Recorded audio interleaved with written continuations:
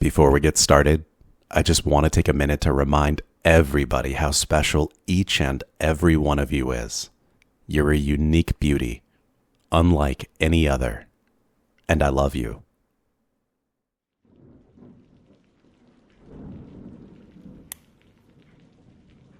Shh, careful. You mustn't struggle like that. Dearest, wouldn't want to, accidentally slit your throat open now, do we? No, of course we don't. You know, I'm actually really happy that you've come to visit. See, I was starting to wonder when you'd pluck up the courage to find out what's been making all that noise up here in your attic. No, please, honey, nobody's here except for us. And with that thunderstorm raging on outside, nobody's gonna hear you, even if you scream for help. Besides, nobody's going to hear you, even if you scream for help. Besides, I like it when you scream. I've waited so long for this moment. Well, a month to be exact. A month of following your steps, listening to your conversations, learning your schedule, and memorizing the routes that you take. And now, I finally have you in my arms. It was torture, you know. Having to watch other people take up your time and energy when you could have been here with me. Listening to you cry at night and not being able to crawl out from under your bed to comfort you. Huh? What's that? Oh, how did I get into your home, you ask? Oh, my dearest. What fun is an entanglement without a little mystery thrown into the mix? I can't very well reveal all my secrets now, can I? Though, I suppose you might learn a little thing or two as we get to know more about one another. Hey now, I told you not to move. Oh, don't be afraid of me, honey. I may have a little temper, but I could never hurt you.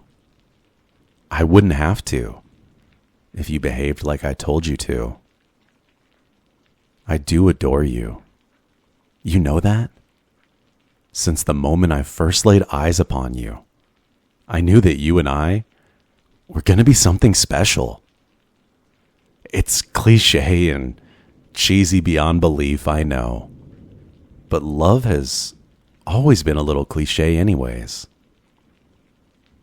Do you know what it's like to live your entire life just running through the motions? You achieved monumental milestones, got a well-paying job, a beautiful house, a close-knit friend circle who you hang out with every other weekend. All the little things that others would quantify as meaningful. You look at all of that at the end of the day and you feel nothing. And as all the days blur into weeks and months and years in a gray haze, you think to yourself, aren't you a little too young to be feeling this empty? So you try anything and everything just to feel something, don't you? And some of it works, for a while that is, and then the novelty fades and you go right back to nothing. Don't you feel that? No, I know you do. I know you fill your day up with distractions, so you don't have to acknowledge it.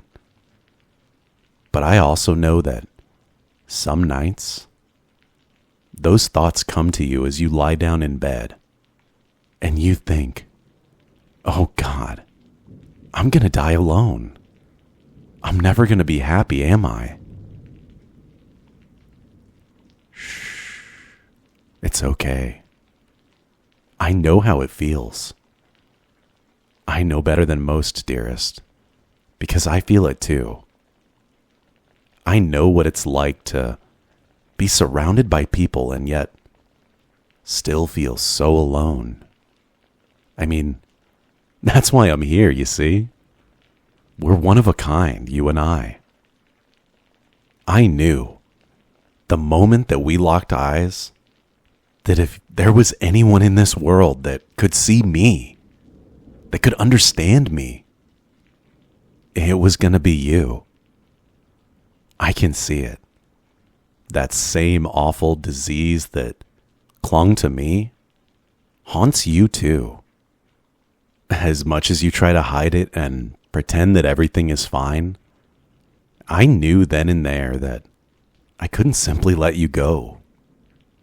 Meeting you changed me. You know that? For the first time in forever, I felt like I knew what my purpose was. I had something, well, someone, to look forward to seeing every day. I knew that if I just had the chance to talk to you, that things would change for you too. Life is difficult as it is, but we don't have to suffer through it alone. You have me now, and we can carve out our own little space in this universe together. And I won't let anything or anyone hurt you ever again. Not if they know what's good for them. Now, I'm aware of how odd this must all sound to you right now. Some weird stranger breaking into your house, babbling on about having a future together. Believe me, I would have found another way if I could. But there's just not enough time.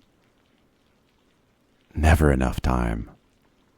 And I can't afford to have you say no to our only chance at happiness. You'll see, in time, that I was right. Now, I promise you, this won't hurt you one bit. Sleep well, my dearest. When you wake up again, we can finally, properly begin our lives together. Look forward to it. I know I will.